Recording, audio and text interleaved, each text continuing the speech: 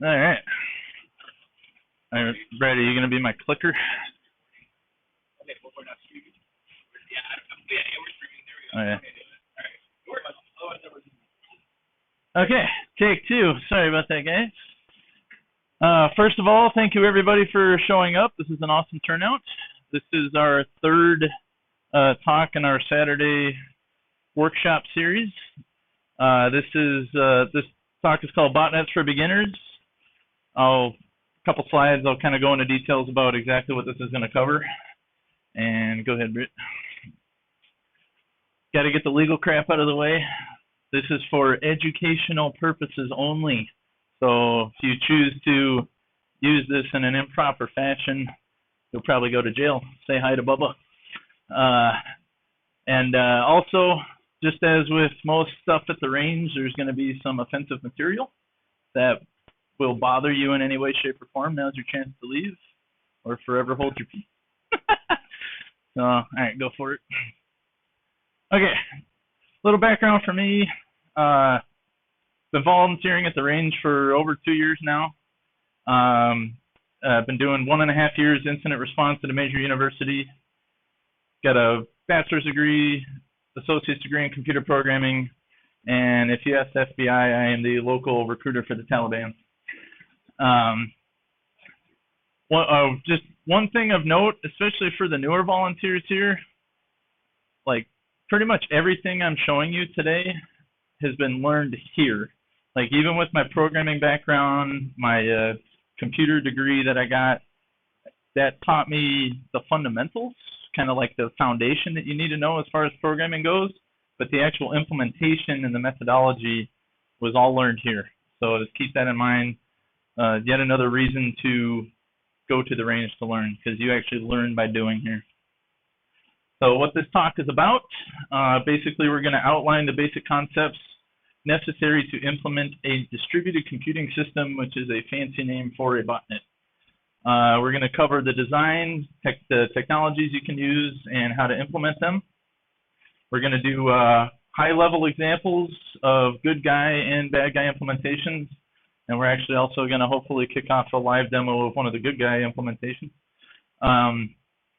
The other thing that I want to kind of emphasize in this talk is it's really not that hard. You hear about these, massive botnets doing all these crazy things, or even the word distributed computing systems can even be intimidating.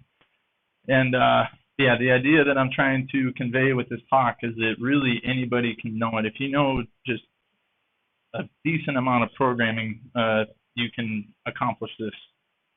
And finally, this is not the be-all, end-all way to do this.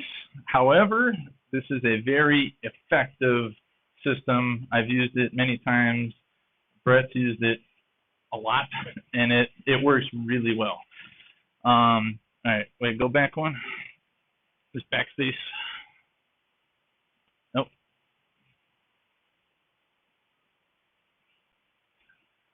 Okay, so basic concepts. Any botnet that you're going to have is going to consist of these three parts. Probably everybody here has heard of command and control. It's basically a web server that is going to host scripts that will act as an intermediary between the bots that are doing the work and the database on the back end. All these botnets and designs I'm going to show you are data driven. And so having an effective exchange layer between the database and the bots is very important. The database itself, a huge component of making these work is in the design of your database, and we'll dive into that in a little bit. Let me back up really quick. For the command and control, the scripting language we're going to use for that in all of these examples is PHP. MySQL is what we use here at the range for our database backend. It's just highly compatible, free, easy to use. And then for the bots, that's the third component. Those are basically your workers. They are going to perform the actual task that you want your botnet to do. Python is what we're going to be using for these. The amazing language, easy to learn, and easy to work with the other two languages. All right, go for it. So this is a This is a super high level layout. You know, it looks simple, and that's because it is simple. You have your database, the web server in between the bots, and you'll notice the very last one is numbered N. That's basically just representing that you can have literally as many as you have the server space for. You can, all of the bots are essentially going to be on virtual machines. You can have multiple bots on the same server. They can be geographically distributed across the globe. Essentially, the more bots that you assign to a given task, the faster that task will be completed.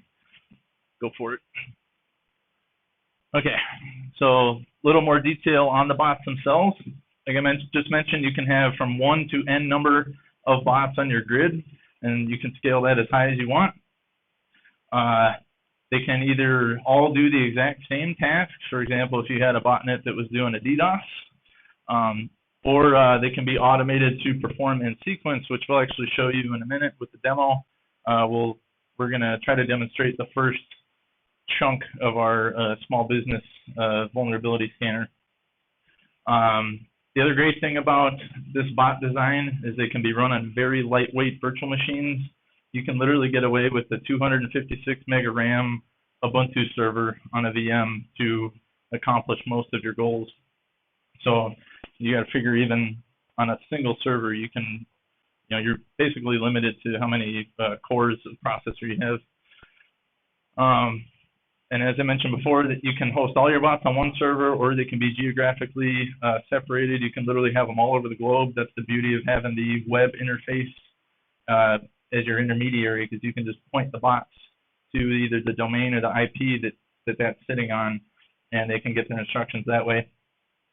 And a well-designed botnet can allow for the scaling of bots in real time. So you can have, you can set it off, and if a specific task is not performing as fast as you want it to, you can literally just make another clone or multiple clones of that same bot, turn them on, and then based on this design, they'll just pick right up where the other one's left off, and you can just keep adding it until it goes to the speed that you want.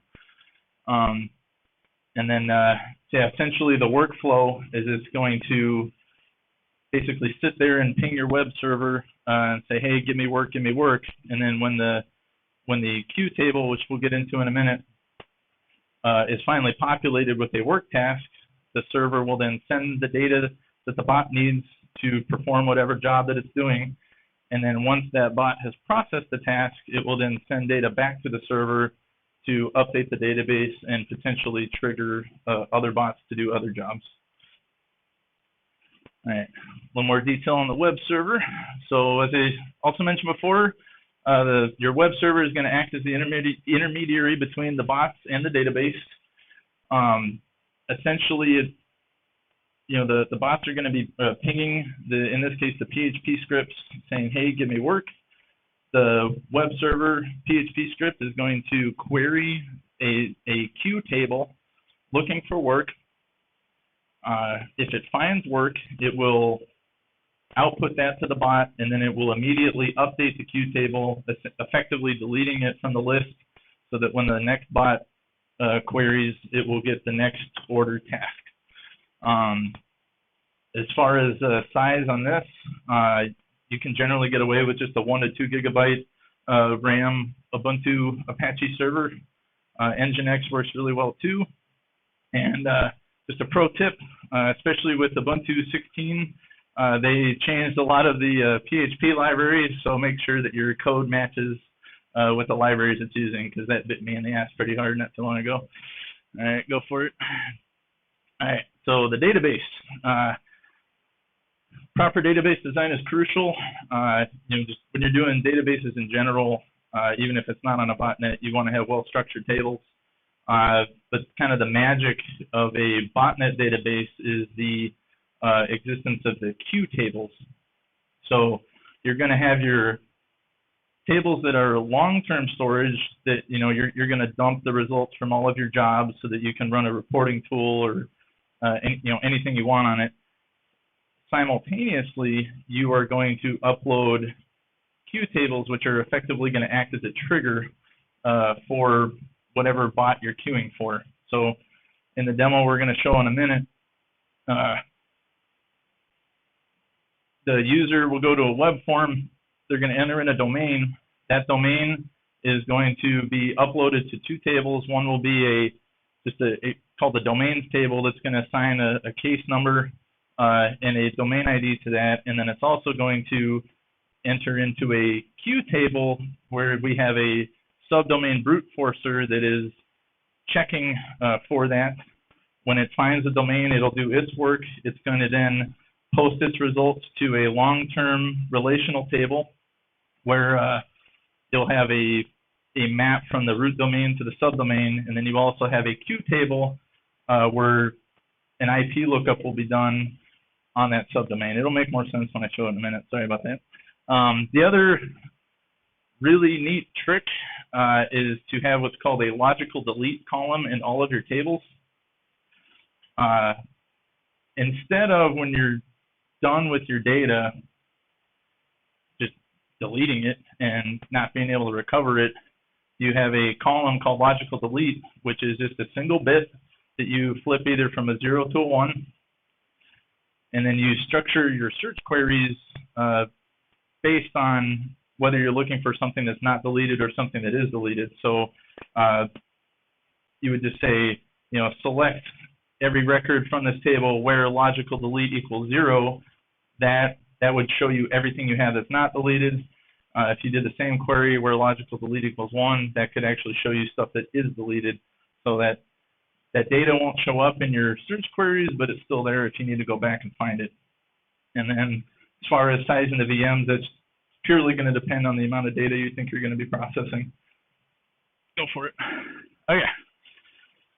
Yeah, short little interlude here. I told you it was going to be slightly offensive. Got a no good Arizona subwoofer range talk would happen without a terrorist joke of the day. So, Mr. Taliban is headed to the market with 100 of his goats. He's going to meet his friend, Mr. Al-Qaeda, who's bringing 150 goats. Here's a question of the day. How many strip clubs can they open with all their goats? The answer is 0. Neither of them want anyone to see other wives naked. There you go. All right. Fuck terrorists. That's all I got to say. All right. So, kind of went over this. But just kind of reiterating it again. So, like I said, user is going to supply your initial trigger.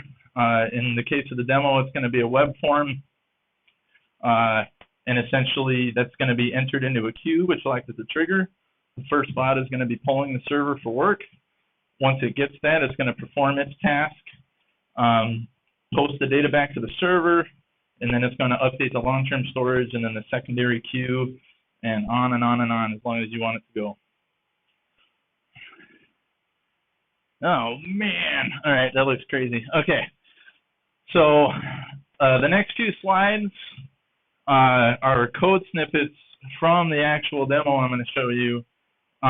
If at first it seems a little wonky, just kind of bear with me for the next few slides.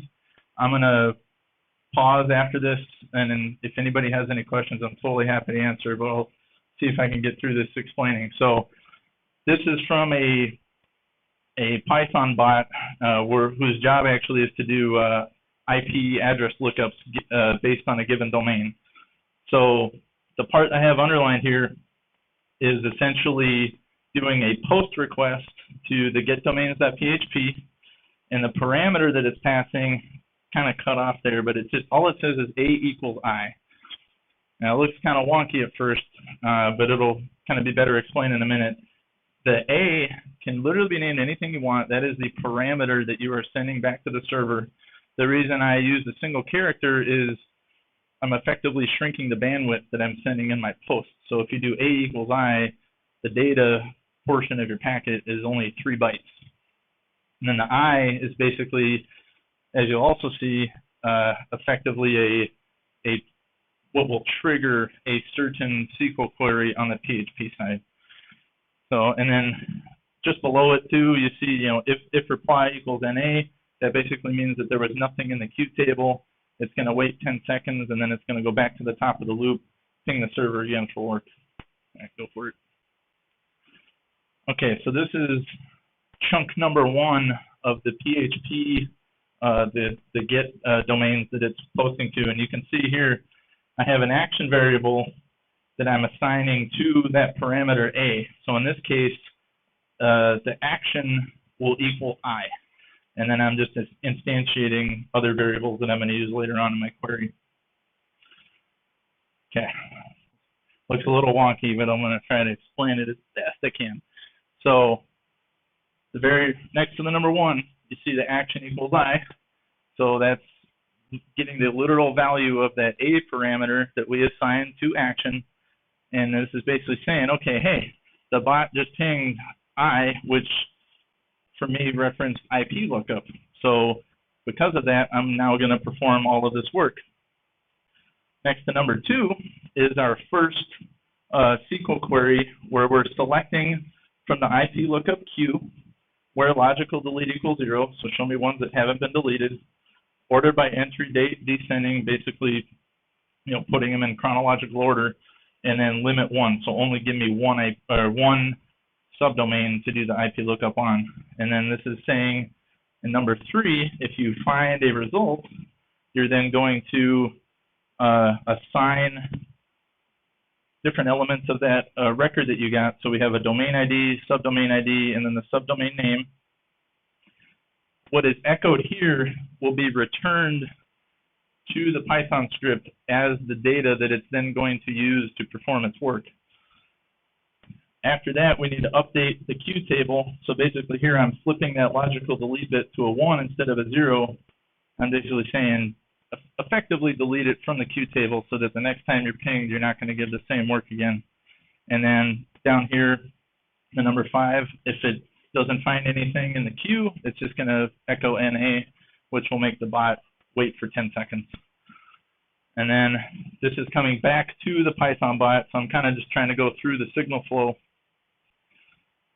That bot is going to take those 3 pieces of data. It had the domain ID, the subdomain ID, and the subdomain, perform its work, and then this part is basically showing the post to a separate script called update IP. So now I've performed my work. I need to record that into my database for storage, and then I also need to set up my new trigger.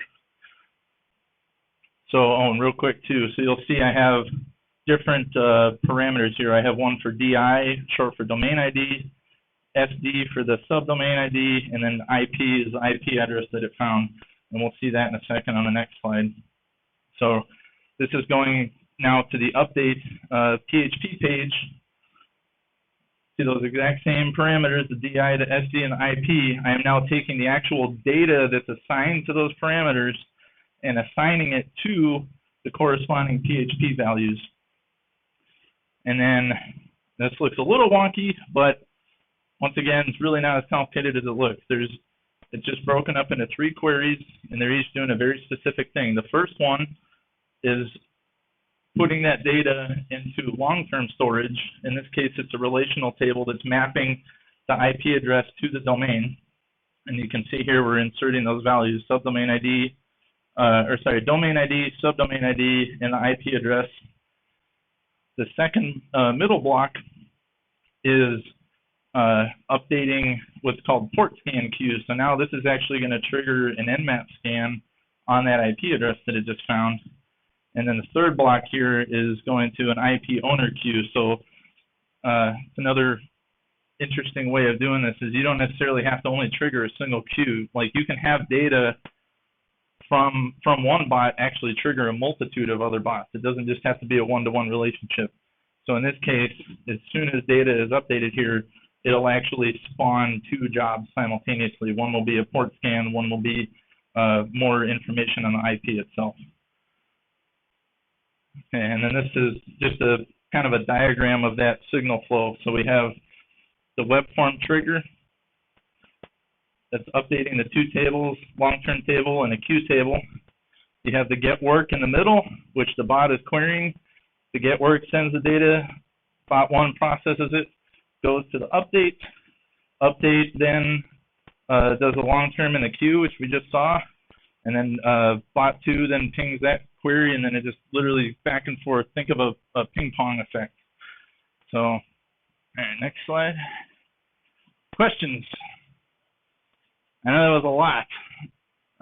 If I went too fast, I can explain something again. We're right after this. We're actually we can show that exact thing I just explained actually in real time, and you can kind of get to see the signal flow too, if that'll help. Questions? Oh yeah. Yeah. Have you thought about using a distributed hash table to minimize single point failure? I know it's a pain in the but I have not. You're talking web to web. So, for example, you might have a courier set that is bots that are sitting on your server side that are waiting to query the work that's coming in from other locations. So you can have bots that are moving the data to other places, and that's going to be a lot easier and semantically the same.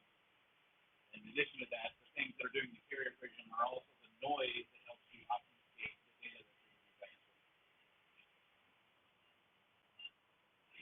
All right, so there's a reason why we're logging into these machines over here. The stages of the outline, there are stages that complete very quickly, and then there are stages that go slowly. So, for example, the IP owner lookup, the RIP to a domain name, all of that happens very, very quickly. However, Nmap scans happen very slowly. So in the scaling of this particular botnet, we have 4 bots. One is essentially the initial queue that triggers the other stuff.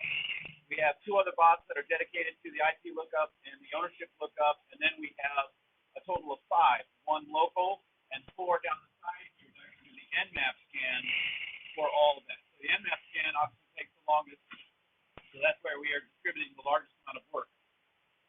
Go for it. Hit escape. Okay, now we're gonna do a demo here. We're gonna should just be able to pull up the Google,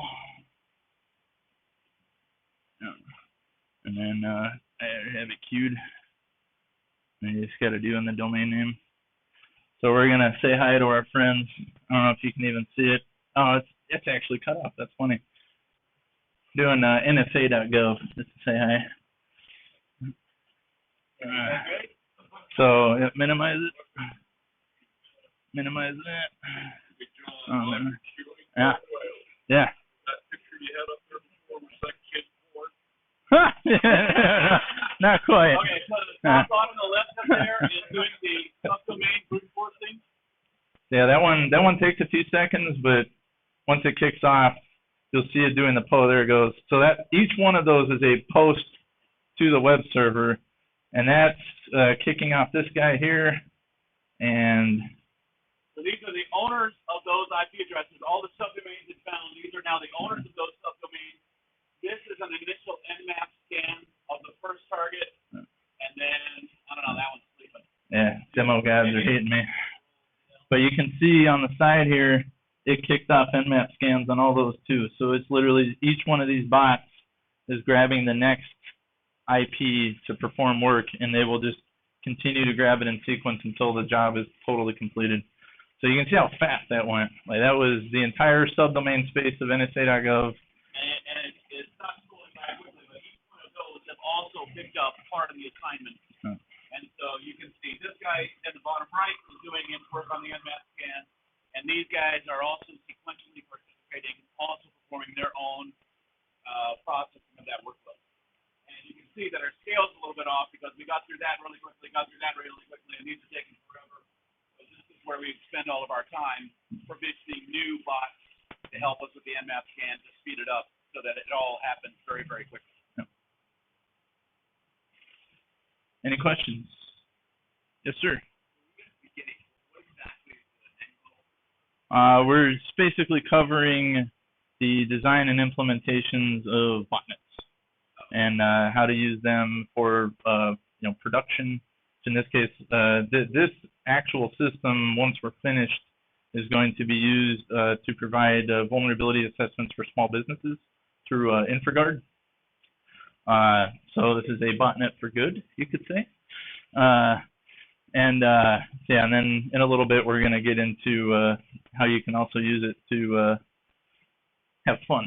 So yeah, we'll go back to the PowerPoint.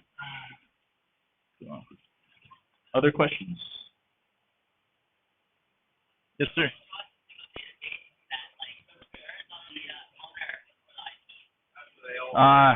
When at the end of the demo, I can pull that up for you. Does it? Okay.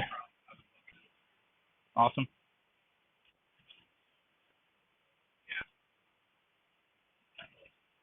Okay, here we go.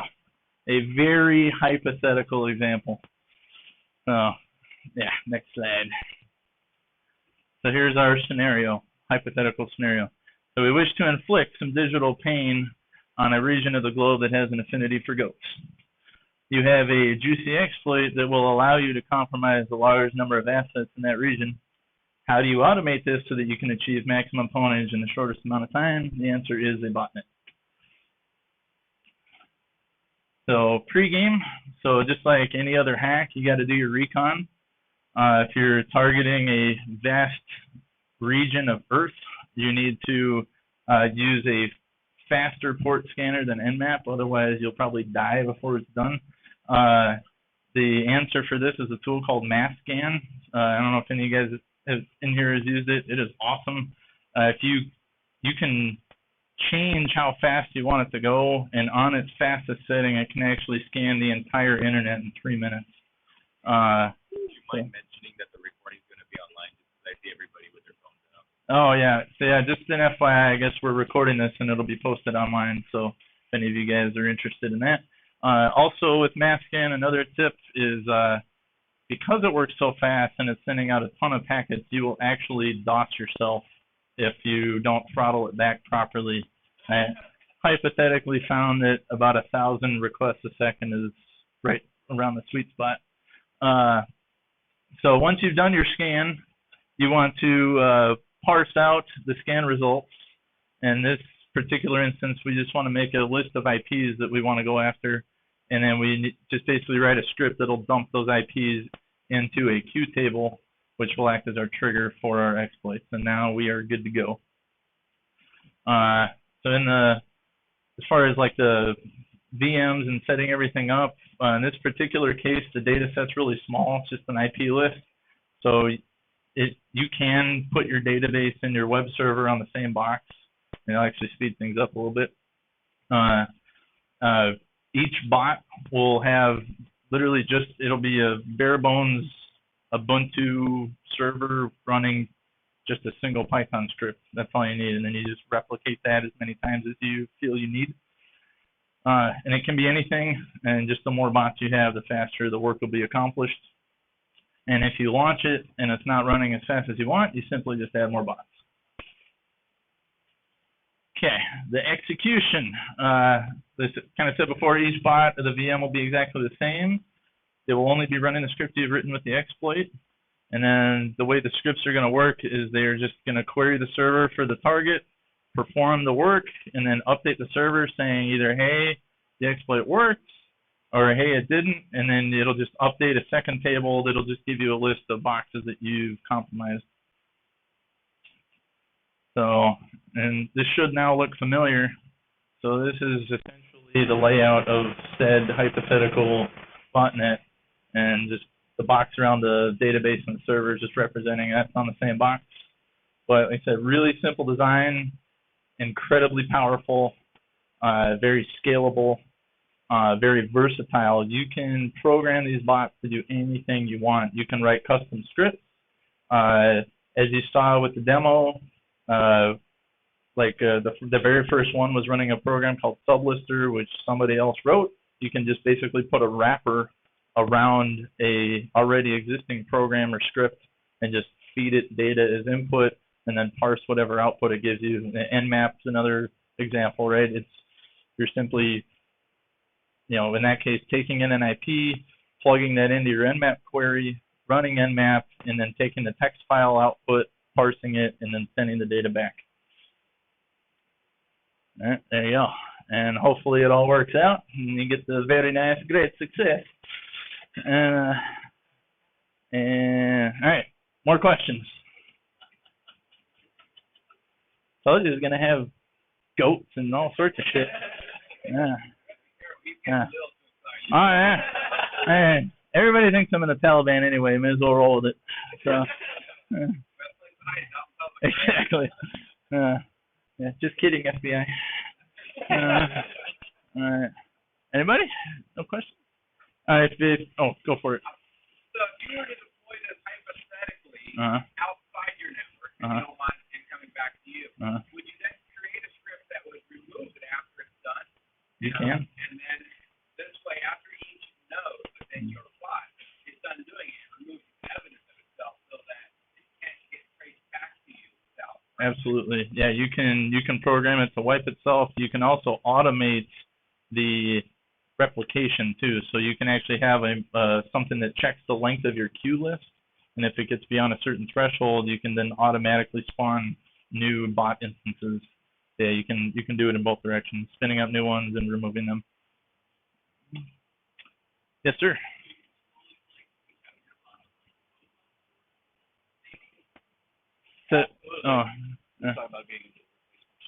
Oh yeah, you can.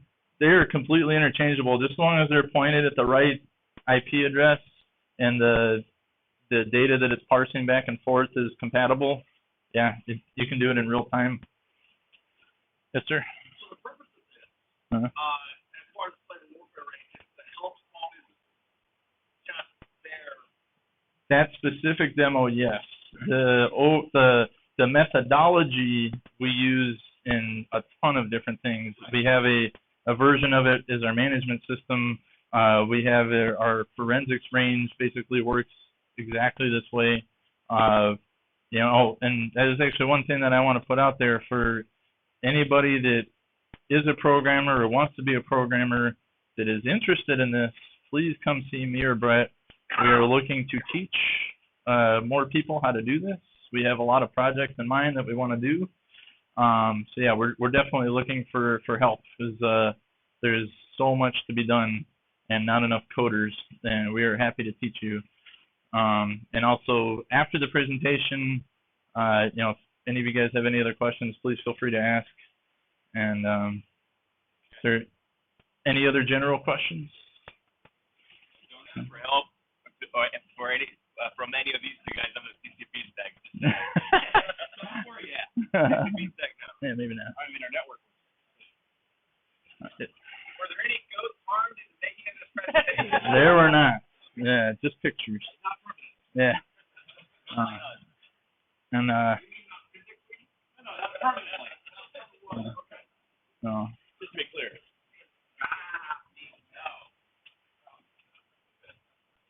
No questions, guys? Going once, going twice. I believe that is it. Yeah, thank you very much, guys. I went by quicker than I thought. Thank you. Do you want to talk about the next couple of talks? Yeah, David's going to give you guys some updates on what we have coming up for future talks. Oh, yeah. All right, guys, so as you see, this is why I don't use microphones. I always talk too loud. So if you don't already know, we've been trying to do presentations here at the range every 2 weeks. In the next 2 weeks, we're gonna have a guy from a firewall company come do a demo on how they're accessing information from the iPhone, such as taking general contacts out, just general metadata that travels through phones just by plugging straight to it. So he'll be extracting, as to what I remember, it was contact information, so phone numbers, names, emails, all that fun stuff.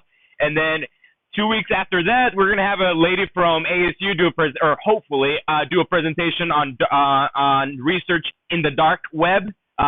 There's different names that they're using, but I think they said dark web is what they're doing research in. Questions? Yes. So it is. If you went to last week's ISSA conference, it is the same lady that did the presentation there. Although since this is a cyber warfare range, it's not going to be dealing with any like, oh, I'm a political person, I'm not going to be, because no, fuck you guys. This is an open free range. You can do as much shit as you want. So it's a completely different atmosphere. Did you raise your hand again? No. Okay, sorry. So that's what we have coming up. I think somebody else around here has another presentation going on. Yeah, Brett had more info on that one. Did he take off? Yeah, you said that there was another presentation that we may be doing. The two guys did. Oh yeah, take one. Yeah, what were they working on? Yeah, I have memory loss, so I can't remember. Say again? A game. Oh yeah, X game. Oh yeah, so red team, blue team, right? Or actually no, that's separate. But yes, look forward to red team, blue team competitions at a much larger scale coming pretty soon as well. What else is there? Oh yeah, so they're doing some games there. I'm not too sure. Oh, so maybe like a CTF, was it? All right, cool. So CTF, but that's probably not part of a presentation. If they do, it should be a good presentation. What else am I missing? Oh yeah, and Ellie was doing a presentation on blockchain. Yeah, so he didn't know that, but now he does. So it's scheduled. By the way, do you want to show real quick clip since you're already there? Look for Peter the Cat on the internet. Do we want to stream? Yeah, you can stop the stream. So any